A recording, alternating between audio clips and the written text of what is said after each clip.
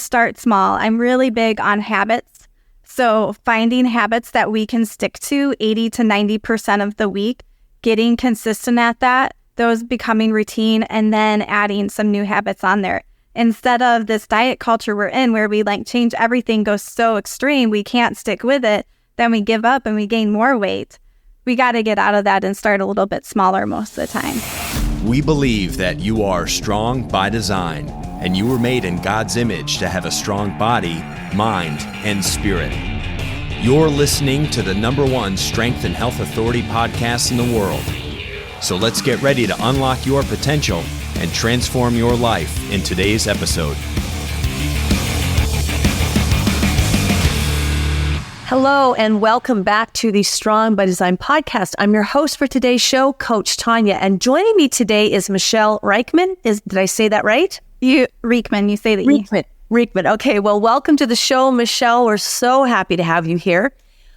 Michele she's got quite, when I was reading her bio, I'm like, wow, she's got a lot of great skills. So you're a personal trainer, a yoga teacher, and a health coach with a doctorate in physical therapy. Michele also is the host of the Healthy Beyond 40 podcast, and she helps women nourish their bodies, get healthy, and optimize their metabolism so they can feel better.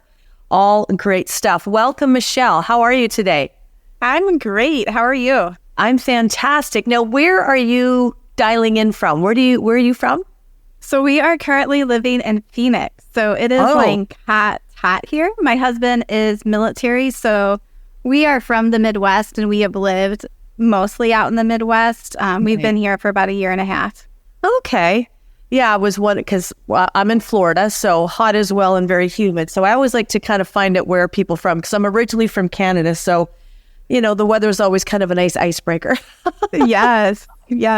So Michele, tell us a little bit. I mean, I gave a very brief bio, but tell us a little bit more about your background, because clearly you have a very vast and specific skill set in terms of health and wellness. Yeah. So I got my doctorate in physical therapy out of college, so that how the body moves has always been fascinating to me. And then it sort of led me into the wellness area, because obviously we want to prevent injuries. We want to keep our body strong, and prevention is always key when it comes to that. So even when I was in school getting my degree in physical therapy, I worked as a personal trainer. So I've always just loved that wellness, that prevention side of it. I'm also a mom of 4. So I have 4 kids, ages 7 to 17. So they keep me busy. And it also brings me to making things simple, easy, quick. Because I think for women, whether you have kids or you don't, or you're working a busy job, things get complicated really fast. And if we can keep things simple and go back to the basics, start with 5 or 10 minute workouts just to get our body started, then we can start to maintain some consistency. So I always take that when I'm working with clients too. I love that. And I think you really hit the nail on the head there, because it does tend to come up, especially when I'm talking with other women that work in the health and wellness industry. And not to discount men, but we are women, so we can speak as women because we know what women are like. But typically, like women, especially, those of us that have families, we tend to put ourselves last. We're always so concerned about the wellness of everybody else that that becomes a priority. And then all of a sudden, when you're not kind of needed the same way or as much, and now you have the time, it's sort of, it's almost, I don't know if overwhelming is the right word, but it can sort of feel a little bit daunting, like, well, where do I even start, or what do I do? And it doesn't need to be complicated. It doesn't need to be this really complex schedule of, workouts and weighing food and stuff. I mean, that's all great, and that can have its place, but I love what you said about simplifying it, because women are busy. We're very busy people. And a lot of times, what I find when I'm talking with women, even after kids have left, I'm guilty of this myself, when kids have grown up and left and they're off adulting, finding other things to fill up that space and time. So we even get a little busier sometimes. Yeah, absolutely. I have worked with a couple people who they just retired, and they're like, okay, now I have this time to work on my health. And it's interesting because those few people, it was like thing after thing kept coming up and getting in the way of taking themselves. So it's really this mindset that we have to put of how can we start to take care of ourselves? How can we nourish our bodies? How can we stop putting ourselves on the back burner? It doesn't mean we have to ignore all these other priorities, but how can we not put ourselves on the back burner? Because when we really start to care for ourselves and we have that mindset of, I want to nourish my body, I want to feel good, I want to be able to move, I want to prevent some of these chronic diseases, we come at it from a really different standpoint. Absolutely. So then let's jump right in. So when it comes to nourishing our bodies, now do you have, let me back up a little bit. Do you have sort of, does your clientele, are they kind of within a certain age range, bracket, or are they kind of, do you run the whole gamut? Like what's sort of the core? It does vary a little bit. Majority of people are 40 and above. So getting to that point where they're definitely out of their younger years, but where their hormones are starting to change a little bit, where they're really becoming a little more aware of their long-term health, either developing some chronic diseases or knowing that they don't want to. Right. Yeah, all of a sudden we get to, that 40, 45 plus, and the body, as females' bodies, there's a lot of changing that's going on. And when we take a look at like our families, like the generations, and all of a sudden things that we didn't really pay attention to, or like, this kind of runs in the family, or, mom had arthritis and her mom had arthritis and all the sisters, all the aunts had arthritis. All of a sudden it's like, well, what do I need to do to, kind of put myself in a better position to like avoid it or not be as affected by it. Because I like to maintain that getting older, because we're all going to get older, there's no way around that, doesn't necessarily mean you have to get old. Yes, absolutely. Yeah. So when it comes to nourishing the body, and let's focus on that sort of 40 plus, because it's a bit of a game changer. It can be a little bit of a roller coaster ride for a few years while we figure out what is maybe hopefully going to work, because what we've been doing or what we've been able to get away with isn't the case anymore. So what is sort of like, take us through like, what's a conversation or what's that look like when you start talking with a client about how to best nourish their body going in sort of this phase and new transition of life? Yeah, it's really different for everybody because everybody's ready to start at some different place. So although there can be this ideal thing that I know would be best for them, that doesn't mean that's what they're ready for.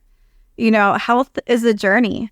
Someone may not be ready to give up pop or soda. They may still want 1 or 2 a week, even though I know that's not great for them, but maybe that's where they are. So really meeting the client and seeing what they're ready for. What changes are they ready to make and really stick to, and start from that point. And we have to look at our health holistically. So we want to look at exercise. Are we building our muscle mass, maintaining it? Because we want to do that as we're getting older, because as we get older, that muscle mass will go down, and that really helps our metabolism to have more muscle. Are we getting enough movement in? And so for me, exercise and movement are two different things. Movement is when we're just walking around, getting steps. Exercise is when those muscles are burning or that heart rate is up. We want a lot of movement. We really only need a little of exercise, so we don't need to overdo it. So we need to look at those pieces. We need to look at nutrition. I mean, it really rules everything. Yeah. So someone might want to start with exercise because that's where they're motivated. So we might start there, but we have to get to that nutrition piece. And sometimes doing the exercise first can be motivating to someone. But food, water has such a huge impact on our muscles, our hormones, the way our body functions. So again, health is a journey. So it depends where that person is in their nutrition, what they're ready to work on. Are they getting enough protein? Are they having enough fiber? How much whole foods are they eating? And then we have to look at the mind too, that mind-body connection, that mindset, how we're handling stress, how are we sleeping, all these other things that are going to impact our hormones make a difference. So we really have to look at that holistically and see where we're ready to start, and start small. I'm really big on habits. So finding habits that we can stick to 80 to 90% of the week, getting consistent at that. those becoming routine, and then adding some new habits on there. Instead of this diet culture we're in where we like change everything, goes so extreme, we can't stick with it, then we give up and we gain more weight. We got to get out of that and start a little bit smaller most of the time. Yeah, I love that. And I love how you said that, you know, you have to start where the client's at, which is, I mean, it's so simple, but it's also so brilliant. Because anybody that has worked in the health and wellness industry, particularly when it comes to nutrition and weight loss, there's this common mindset that when somebody finally gets to that point that they're fed up, they're sick and tired of being sick and tired, they're tired of being overweight, maybe they came on their own, or maybe a doctor has said, look, if you don't lose a certain amount of weight, you know, here's some health, here's some consequences to your health looking ahead. And there can be this very extreme like mindset, like, okay, gonna go home, gonna throw out all the bad things and gonna fill the house with just good stuff. And then that doesn't last very long. So can you talk a little bit about why that's the case and why it is so important to start where they're at, and why kind of like, you know, doing like the deep clean of the kitchen and trying to start fresh with things that are not part of your normal everyday, why that can really like almost self-sabotage a bit. Yeah, and I think that example you're giving, it would make me think that person has not dealt with whatever emotional problems they have with food. And that is so key. I was just on a free call with somebody today, and her doctor was trying to get her to take Ozempic. She said no, but she ended up taking some other stimulant to lose weight and decrease her appetite. And I'm like, you want to work on these other pieces. Like, what are those emotional things? Because she's like, it's great, I'm not as hungry now. I'm like, okay, but you know, she doesn't want to stay on it long term. Right. A lot of people want to skip over these emotional pieces. Like, what are those different reasons that we're eating? We want to eat for nourishment and fuel majority of the time. Food is energy. Food is good. We need it. We don't need to shame it or think it's bad. We need to nourish our bodies with it. We need to give ourselves fuel. But where the other types of eating come in is celebration. So maybe someone has a party and we're eating more, or we're going to different parties, or there's holidays. I mean, we're constantly around celebrations where there's excess food, where there's lots of sugar, where there's lots of carbs. How is that going to fit in? Then we have mindless eating. So when we're not even paying attention and we just realize we ate way more chips, or we didn't even realize we were eating in the first place, or we're on our phone or doing something while we're eating and we're just really unaware, we're not paying attention to those cues. Then we have the stress and emotional eating. Right. So maybe when I'm stressed, when I'm anxious, when I'm mad, when I'm sad, we go for food. A lot of us have learned this since we're a kid. A kid is sad. And my husband was like, here's a lollipop. Here's, you know, some ice cream to make you feel better. So a lot of these patterns are ingrained. Yeah. And then we also eat for ease or convenience, because a lot of times the processed food, all this stuff just seems easier than prepping or making sure we're eating some whole food. So we got to know why we're eating. We need to be able to pause, figure out the emotions, figure those reasons. Because when we start to break that down, then if we have a clean pantry, we can stick to it and feel good. But we have to do that deeper, harder work first, because it's going to keep coming up. Because you can suppress those emotions and feelings for a little bit, but they will come back if you haven't dealt with them. Absolutely. I couldn't agree more. And again, so glad you brought that up, because emotions are so tied to reasons why we eat. You know, and again, it doesn't, you don't necessarily have to be super happy or super sad. Just, I mean, we live in an age where not a lot of us get to work from home now. Everything's at our fingertips, and we're so focused on that, it's almost like a distraction. So it'd be very easy to just have something there and to be constantly like, you know, putting it in your mouth to the point that, yeah, at the, you know, within an hour, you've consumed possibly close to a day's worth of your calorie, you know, like what you need to function. And it can happen so quickly. You know, it's, there's a lot of distraction. There's a lot of, our focus is so here, you know, it's so here that stepping away and I think addressing those issues or questions like, well, why am I eating? Like, why am I eating right now? I remember having a conversation with a client just a couple of years ago. And I remember just having a conversation and me saying to her, the next time she was starting to get that awareness that we're working on like becoming aware of when she was sitting there eating and not really hungry and not really aware of how much she was eating or what she was eating. And so we kind of worked on that to the point where she was able to kind of all of a sudden in the middle of that stop and go, here I am. There's a movie on and I'm sitting there with the cheesecake and just kind of eating it. I haven't cut a slice. I haven't portioned it out. And I said, like, you know, you have to stop and ask yourself, like, where's the feeling from? Like, where's the feeling of hunger? Like, if it's hunger, where are you feeling that or something else? And it turned out that when she was very young, there was some kind of family thing, get together, and something happened. It wasn't catastrophic, nobody died, but it was something that as a little girl, it was really traumatic for her. It was in her memory somewhere. And so whenever something triggered that similar emotion, she would just kind of find a very comfortable place to put her body and find something very comfortable to eat without really, like, it was almost, she was just so, it was like a default switch that went, you know? Yeah, absolutely. I hear stories like that from my clients too, because food is soothing, especially sugar or carbs. It can increase our serotonin. It makes us temporarily feel better. Long term, we won't. But I think going back to that idea of, am I actually hungry? And I think a lot of times when it comes to emotional eating, people aren't even aware. They'll think they don't do that. But pretty much every time we're eating, there is some emotion. It could be boredom. Yeah. There's something going on unless we are truly hungry. So we just have to pause. So I like to tell people, you know, take a 90-second pause, take some deep breaths.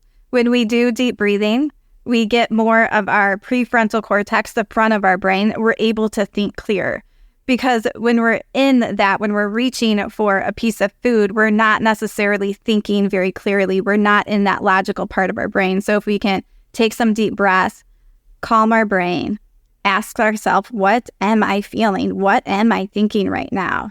It doesn't mean that you have to make a different choice, but if you start to bring that awareness and really know what your patterns, what your habits are, it's going to make a world of a difference, especially if you're ready to do something different. If you understand it and have some support, then you can. Right. Yeah, well said. Well said. So when you are working with somebody and, you know, working with them on, you know, the end game being like to better nourish their body, and they get to a point where they've got a better awareness of the reasons why, they're aware of what's going on, like where they're feeling those things in their body and able to have kind of that internal discussion like, okay, what is it I'm really feeling? Am I really hungry or am I bored or am I sad or whatever I am? When you start to talk about actual food, because I think food a lot of times gets a really bad rap. It's like food has become this punishment reward thing, you know? And I think that actually, in my opinion, it can add to any emotional trauma or any of those psychological triggers that someone may already be having that they're not really aware of. All of a sudden, food becomes this like reward punishment thing. It's just compounding a problem that we still have to kind of dig up and get to. So if somebody's there, they've got that awareness, they're working on it. What kind of discussions or how do you start talking about food in a way as far as better ways to feed yourself, to nourish yourself, but also there really isn't really any bad foods. I mean, there's better foods than others, but you know, sometimes, you know, a slice of pizza and a glass of wine is not the worst thing. Like if you know, the 80-20 rule or the 90-10 with all of your lifestyle habits, it's not bad food. Like, how do you get there with somebody? Yeah, first I think it's like the mindset, how you approach it. So somebody could be eating a salad out of punishing themselves because they ate too much the day before. And someone can be eating that exact same salad like, this is delicious. This makes me feel so much better when I eat that. Yeah. So eventually you want some of that mindset. And sometimes that takes a while for that mindset to come when you really start to understand nutrition, when you start to understand that there's a food industry out there pushing processed food and all these different things at us. But like you said, we can also have a slice of pizza. We can have some tacos. You know, we can have an ice cream cone.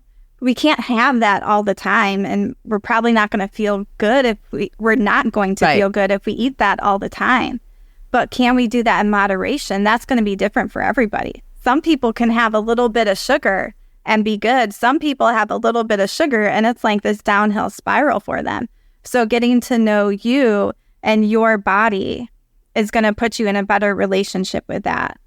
And so one thing I like to work on clients is, I think a lot of women, they'll like to track their food, which I feel like you can gain some insight from that, but it gets very calorie focused. And calories just give us an idea. If we eat 100 calories of chicken and 100 calories of a granola bar, that granola bar, we absorb all those calories. That chicken, we do not, because our body expends energy to break it down. So a calorie is not just, all calories are not equal. Right. And then we have different hormones and things in our body that affect it too. So I think making sure that everyone's getting enough protein for their body so that they can maintain and potentially build muscle mass, making sure that you're getting enough fiber so you can feel full, so you can have better gut health. And both protein and fiber are going to help us feel more full. And really looking at, how can I get more whole food? Knowing, again, that it's a journey. The whole food may be 20% of your diet right now. Maybe it's 90%. But how can you keep moving towards eating more whole, real food? Because that's what our bodies are meant to eat. Yeah. We're not meant to eat all this manufactured food. It doesn't mean we can't have some of it. Right. But we have to move towards more whole, real food, which is different from our country. It's different when you're going to go out to eat and all these people that we're around. Right. So what are some tips you can share with our listeners in terms of if somebody's listening and going, because I think a lot of people know like whole foods are better. First of all, they're more filling, so you feel more satiated on less food. You actually, when you take a bowl of broccoli versus a bowl of cereal, you're going to eat a lot less. Like the broccoli is going to fill you up much more quickly and sustain you a little longer than a bowl of cereal you're going to burn that up pretty quick and be hungry within an hour again. So what are some tips for our listeners in terms of getting more whole foods into their body? Yeah.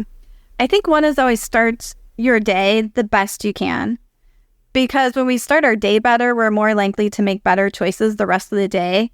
I also like to really encourage people to balance their blood sugar, because that really helps to prevent insulin resistance and lots of other things. So when we can start our day with a more protein, fat, smarter type carb breakfast, that's going to help. So having a smoothie that has low glycemic fruit like the berries, having spinach or zucchini in there, having a healthy fat like avocado, canned coconut milk, and a protein powder. That's going to be a good way to start the day. Or having some eggs with berries, or having a yogurt that doesn't have added sugar, but adding those berries to sweeten it up, or having some nuts or seeds on top. But really starting the day with a good breakfast that is higher in protein, higher in healthy fats, lower in carbs. It doesn't mean we can't have carbs, but we're breaking our fast overnight. So we haven't ate all night, so our body's in a fast. So if we have a higher carb breakfast, which is typical American, that cereal, that oatmeal, donuts, bagels, I mean, you just go to like a hotel that has free breakfast. It's like all carbs. That's just going to send your blood sugar right up in the morning, and then there's going to be a dip. So if we can start with something that's going to keep our blood sugar more stable, that can be a really good way to start the day. That's a great tip. Now, you mentioned you mentioned glycemic foods. So I just want to, because I know there's still some people have some confusion about the glycemic index. What does it mean? And some people that I've had conversations with almost see it as like good foods and bad foods. But there's a little more to it than that. So can you talk about the glycemic index, what that means, and what foods are high glycemic, what foods are low glycemic, and why it's actually worth paying attention to? Yeah. And there's also the glycemic load that takes into account how much of the food there is. So for example, watermelon's going to say it's a high glycemic food, but it goes by how much it weighs. And so the glycemic load is going to be okay. So those are two different things you can look at. A lot of times those numbers run somewhat close, but it's how fast your body is going to turn that into sugar. So obviously things like breads, potato chips, potatoes will spike it, rice will. So even some of those healthier foods, but there are ways that we can still eat some of those, like rice or something, when we have a smaller portion, when we have protein and fiber first, and then we have a carb, we're not going to spike as high. When we get up and move after we eat, we're taking that blood glucose that's in our bloodstream and moving it into our muscles. So our blood sugar isn't going to spike as high because food is fuel. We're meant to use it. What happens is when we're more sedentary, that rises and our pancreas has to pump out more insulin to bring that blood sugar down. So even some healthy foods, I would say, that are higher in the glycemic index would be something like a banana or mango. So we don't want to eat those by themselves. It doesn't mean they're a bad food. But if someone is more worried about insulin resistance or has some health conditions going on, they want to be more mindful of this. So how can they, one, maybe choose lower glycemic stuff, or how can they eat it in a way where they're having it with that protein and fiber, so their blood sugar won't spike as high, or having a smaller portion of it. Right. Good. That's a good explanation for people. So I want to go back to protein and fiber, because they're two very important nutrients that the body needs.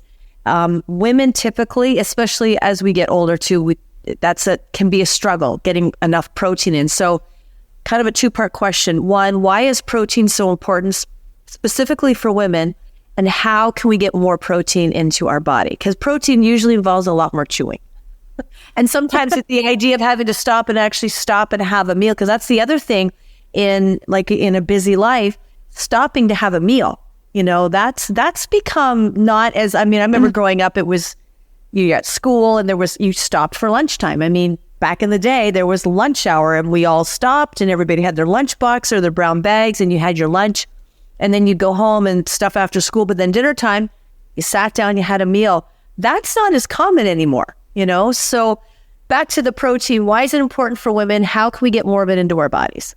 Yeah. So in order to build muscle, maintain your muscle, you have to get adequate protein intake. So if you've ever seen someone, a little kid who is starving, they'll have that big belly. So that's actually a protein deficiency. So it's really an essential nutrient. So that is an extreme.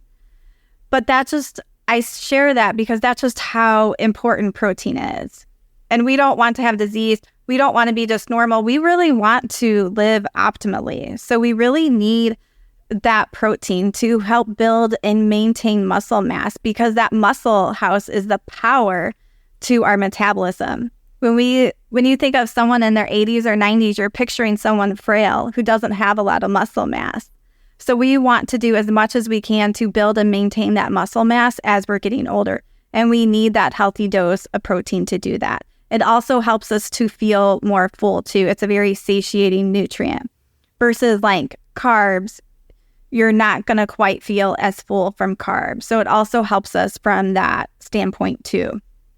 And I think the other thing you said, it's so important to really stop for meals. It doesn't have to be long, but right. Also a lot of us are constantly snacking or eating throughout the day. So if someone is working on blood sugar regulation or insulin resistance, really trying to have 3 meals a day can help too, because what happens is every time we eat, we'll get that blood sugar spike. Our pancreas has to pump out insulin, and it's doing that all day. So if we can try to go to 3 meals, or maybe for someone that's 4 meals, that can really help too. So if we're just eating less times a day, that helps. And then we can be more intentional around those meals. And I think, so I gave some ideas for the breakfast, like the smoothie, eggs, yogurt. I think it's really helpful to plan and prep for a week too. So I will either do leftovers, so I'll make enough at dinner so I have some type of protein to have on a salad or something like that the next day, or with vegetables. Or intentionally on Sunday, I'm going to bake extra chicken to do that. So it doesn't really take that much longer, but it's just something you have to be intentional about and thinking about. So we can use, obviously meat is typically really high in protein. Some meat will have some fat in it too, but that's going to be a really good protein source. The other things, if you eat dairy, you can do like Greek unsweetened yogurt. It's going to be high. You can add like collagen protein to your smoothies or other things. But once you start to become aware and find the protein sources that you like, it does get a little bit easier. But starting something new is always hard. That's the hardest part. Yeah, no, definitely.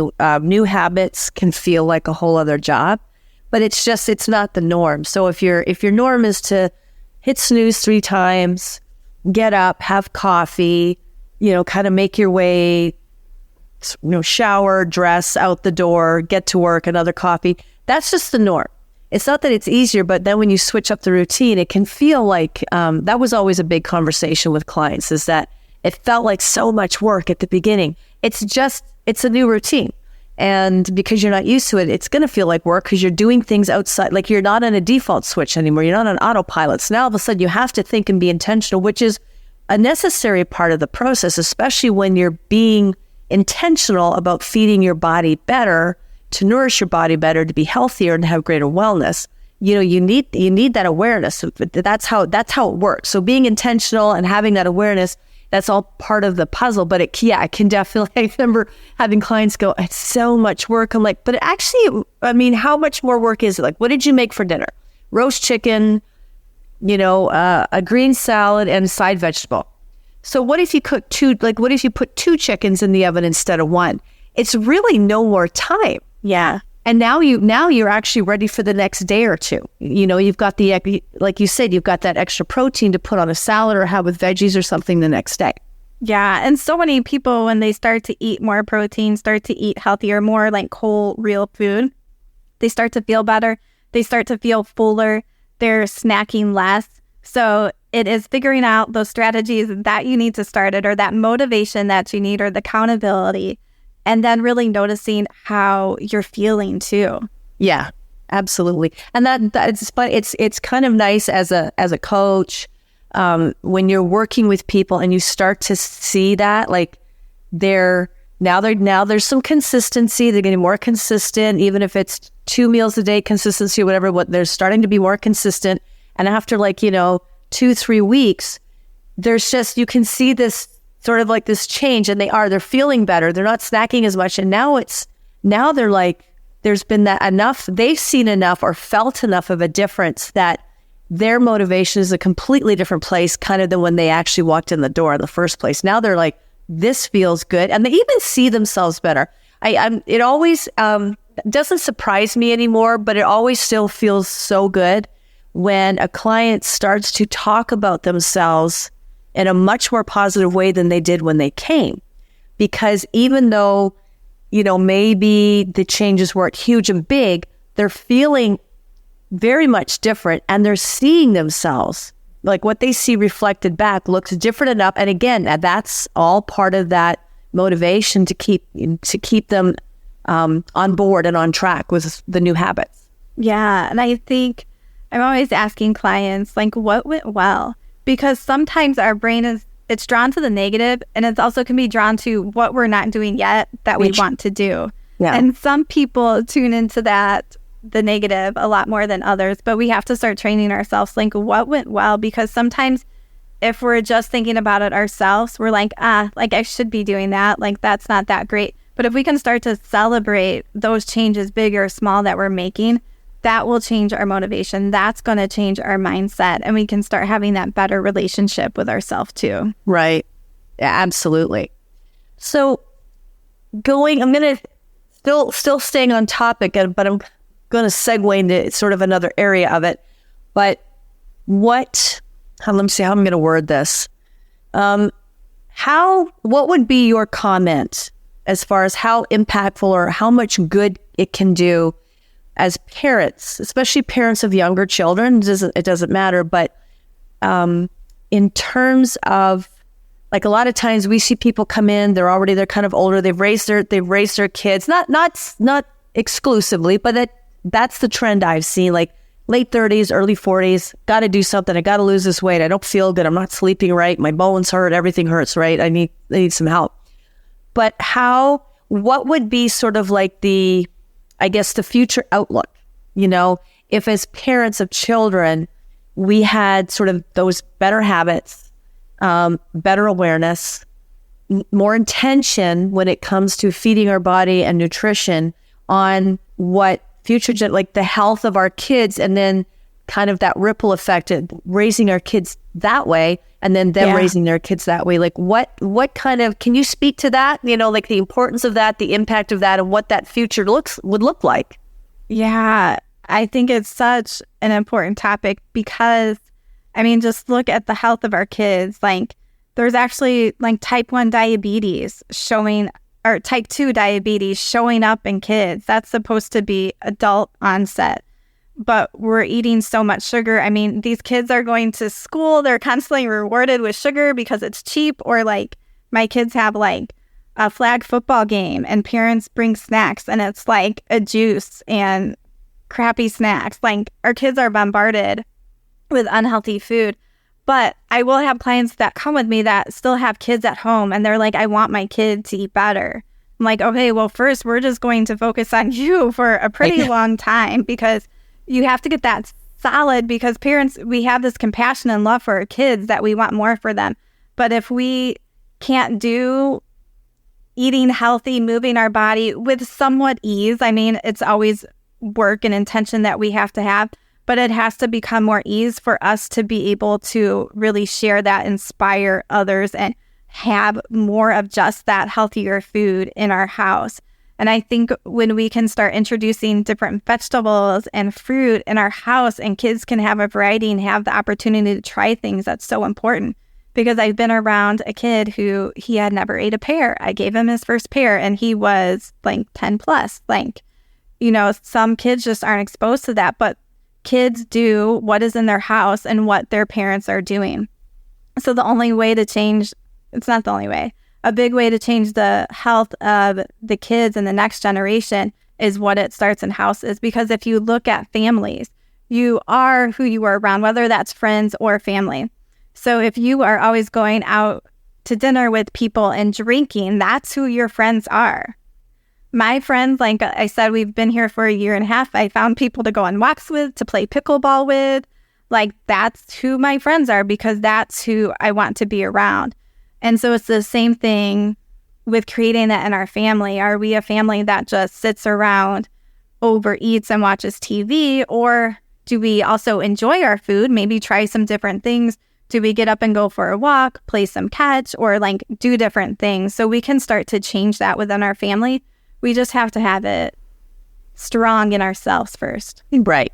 No, I absolutely agree. And that's always a really... It's always a really good conversation, I find, like when I'm speaking with a mom, that comes in and, she wants to do something for herself, but it always seems to like the next follow-up, it's like, well, the kid's this, the kid's that. And I'm like, that's great. Like, I love that you're taking such good care of your kids. However, what about yourself? Because I remember saying to one client one time years ago, saying, would you ever break a promise to your child? Like if you could, barring like some major catastrophe that forced you to, but would you make a promise to your child with the intention of never keeping it? Like just saying, yeah, I promise, but with no intention. She's like, absolutely not. I'm like, well, you're coming to me because you're making a promise to yourself. So why would you not keep a promise to yourself? Because that there is, modeling for your child as well. So I think the moms are, I love them for their devotion to their family, but I agree with you that let's get you all right with it, because then the teaching of it and the establishing of family habits is going to be a lot easier, because moms absolutely tend to be the corner posts in the family. They really do a lot of times, Yes. I can definitely say for my family too, I am the one planning the food. If dad goes to the store to plan stuff, it definitely isn't as healthy as I would do it. But right. Yeah. So before we, I want to end on with some like tools, tips, help for our listeners. So for the people listening, just that are thinking, okay, so I need to start somewhere. I need to start making better choices, need to start, some better habits. Again, you can't just do it all at once. It's like somebody that's wanting to quit smoking, throwing away all the cigarettes and trying to go cold turkey is not usually a very successful outcome for most people. Like some sort of program, some sort of routine to get there is usually the more successful. So for the listeners that are sitting there in their car or at home or wherever thinking, okay, I need to make some changes. What would be like your top 5 simple like intro changes, lifestyle habits, nutrition changes, things that they can easily start to implement and actually implement into the family unit as well to just get the ball going? Yeah, I'll give some ideas. But as you guys are listening to these, I want you to think, I'm not going to do all of them. Right. I'm going to start with 1 or 2. And then I like to tell people to have like a brain dump list. Like all these other things you want to do that seem like a great idea, put it on a brain dump list. Start with 1 or 2 and then come back to it. But number 1 would be making sure that you're drinking enough water. So like half your body weight in ounces. I mean, it can be a hard habit to start, but it's also a relatively easy thing. And especially if you're someone not drinking enough, people are always like, oh, I have like more energy. I feel better. I'm not as hungry. There can really be a good amount of positive effects that come from just drinking enough water. Another thing would be making sure that you're getting enough movement in. So figuring out what is your movement right now. So maybe you have a watch or a phone that can tell you or some idea, or maybe it's like, I only go for a 10-minute walk a day, and start to increase that. So whether that's if you have a watch, if it's steps, whether it's a 30-minute walk, whatever it is, try to move more in your day. Number 3 will be getting some strength training in. And again, this can be really simple and short. 5, 10, 15 minutes of doing some strength training. It could be wall push-ups. It could be squats. You don't even have to follow a program to start with, but doing stuff to build muscle. You can also do yoga for strength training. There's yoga that's going to be stretching, relaxation, but you can do yoga for strength training too. And the ideal goal would be a minimum of 3 times a week to do strength training. That's where you're going to build muscle and maintain that muscle, because we lose muscle fast. So we want to try to get 3 strength training sessions in a week. Number 4 is going to be really hitting that protein goal. So figuring out what your protein goal is. There's a calculation I use. You convert your weight in pounds to kilograms, and then you multiply that by 1.2 to 1.5, and you'll get a good amount of protein grams for your body size to hit. So really trying to get that minimum of your body weight in kilograms times 1.2 a day. And then number 5 is really like mindset, mind-body type connection. So are you someone who's more anxious and you need to work on better ways to handle the anxiety? Do you need to journal more? Do you need to start your day better? But really that mind connection where we feel more peace with ourselves, where we're taking care of it. So that's going to really be different for everybody. But a lot of times we sort of have some ideas of things that make us feel better. Maybe it's deep breathing in the morning or whatever it is to help regulate ourselves better so that we can make these better decisions for our health. Great. Those are great tips. And like you say, they're not any one of them is super hard. But also I like that you emphasize don't take all 5. Okay, I'm going to start all 5 tomorrow. Pick one. I used to tell clients, pick one. Let's do that for a week or 10 days. And if you can be consistent a week to 10 days, then let's think about adding another one. It's the small steps that add up to like a big steps, in the end. So I love those tips. They're great. They are easy to implement, but don't try to do them all at once, because it's going to be, you're just going to drive yourself nuts. And then, like you say, we often tend to, it's easy to go to the negative, like, oh, well, today I only drank water, but I didn't get a workout in. I didn't get my protein in. I didn't do this. So now I'm going to sit down, watch a movie, and just mindlessly eat chips or something, Yeah, absolutely. And someone who, think if you guys even took one habit and for 5 months, you started one new habit in each of those. Think of your success a year from now versus someone who's trying to do those 5 habits right off the bat. They're going to burn out. But we always have to think of that long-term vision in mind to sometimes help slow us down, especially if we just are that all in, all out type of person. Great. Well, Michele, this has been such a great conversation. Thank you so much for coming on the show. Great information, great tips, really great insight. And for me, just listening to you, you've made it really, you've presented it in a way that this isn't a difficult thing to do. It's just how you approach it, how you start, how you go into it. So I think you've laid that out all very beautifully for our listeners. So thank you so much. I appreciate your time. It was wonderful to chat with you. I'd love to have you back and have another chat on another topic because this was really great. Now, if you want to get a hold of Michele, you have a website, www.Michele, how do I say your name again? MicheleRiechman.com. Yeah, MicheleRiechman.com. Is that the best way for people to contact you? Yep. You'll sort of find all my social media. You'll find the link to the podcast. My podcast is Healthy Beyond 40. You'll find everything there. Great. And we'll include that information in the show notes. So if you're driving and you want to reach out to Michele, wait till you get home, check the show notes on your phone or your computer, and all the information will be there. I'm Coach Tonya. Thank you so much for joining us today and for having this, being here with Michele and I. Great conversation. Please give us a 5-star review and share the podcast with somebody who's going to get something out of it, because this was really great information. Have a wonderful day, everybody, and we'll talk soon. Bye-bye. Thank you so much for listening to the Strong by Design podcast. If you found value in today's episode, please subscribe so that more people can find out about our show. Plus, you don't want to miss any future episodes with the amazing guests and topics we have lined up for you.